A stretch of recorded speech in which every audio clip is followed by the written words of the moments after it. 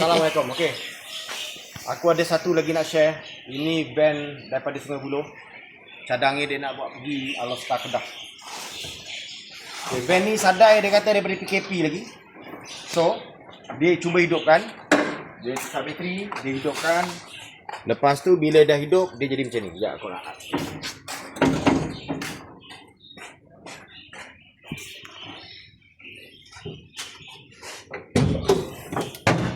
Dia boleh hidup, tapi hidup dia macam ni.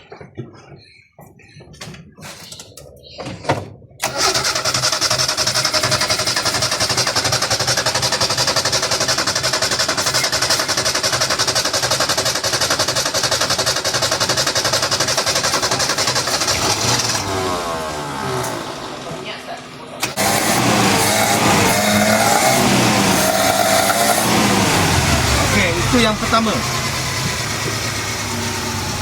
Yang pertama masih. Yang kedua ni.